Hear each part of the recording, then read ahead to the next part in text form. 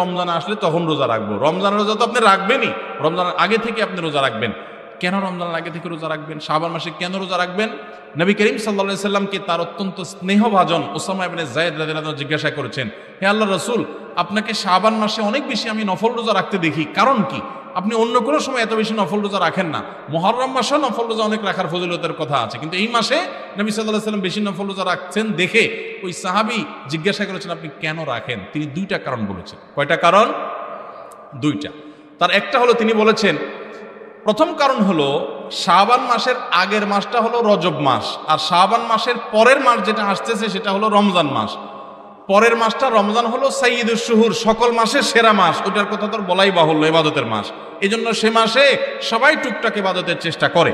আর শাবানের আগের মাসটা রজব মাস, সেটা হলো সম্মানিত 4 মাসের একটা। সম্মানিত 4 মাসের একটা হওয়ার কারণে ওই মাসেও মানুষ টুকটাক ভালো কাজ করার চেষ্টা করে।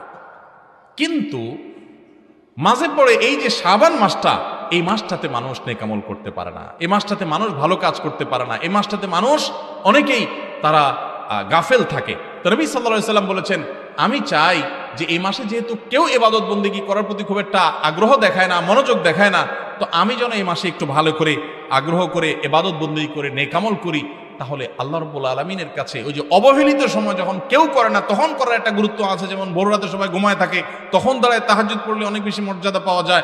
একটা রিকশাওয়ালাকে অনেকে সালাম দেয় না, রিকশাওয়ালা মনে করে, বা অশিক্ষিত মানুষকে, একজন সামাজিক দিনমজুরকে, শ্রমিককে অনেকে সালাম দিতে চায় না। এই জন্য আপনি যদি আগ বেড়ে তারা সালাম দেন তাহলে এক্সট্রা সওয়াব পাবেন, যেহেতু অবহেলিত। এই জন্য নবী সাল্লাল্লাহু আলাইহি সাল্লাম এই অবহেলিত মাস হওয়ার কারণে এই মাসে বেশি গুরুত্ব দিয়ে রোজা রাখতেন। 1। 2 নম্বর কারণ হলো, তিনি বলেছেন, বান্দার আমল নামা প্রাত্যহিকভাবে ফেরেশতারা পেশ করেন সকাল এবং সন্ধ্যায়, আর সাপ্তাহিকভাবে সোম বৃহস্পতিবার, আর বাৎসরিকভাবে বান্দার আমল নামা আল্লাহর কাছে উপস্থিত করা হয়, রিপোর্ট দেওয়া হয়, বার্ষিক রিপোর্ট দেওয়া হয় এই শাবান মাসে। তিনি বলেছেন, আমার রিপোর্ট যখন ফেরেশতারা আল্লাহর কাছে উপস্থাপন করেন, ওই টাইমটাতে আমি রোজাদার থাকলে আমার কাছে ভালো লাগে। এই জন্য আমি এই মাসে বেশি বেশি নফল রোজা রাখি। ভাইরা আমার, আপনি কোনো কোম্পানিতে জব করেন, চাকরি করেন, আপনি কাজ করছেন খুব সিরিয়াস মুডে, এই টাইমে আপনার বস মালিক এসে দেখে গেছে, আপনার কাছে ভালো লাগবে না?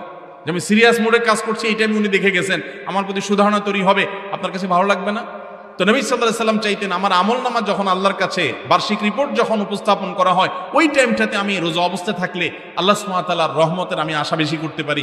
তিনি আমাকে ইবাদতরত অবস্থায় আমার আমল নামার দিকে নজর দিবেন, তখন আমি আল্লাহর করুণা পাবো। এই জন্য তিনি নফল রোজা বেশি বেশি রাখতেন।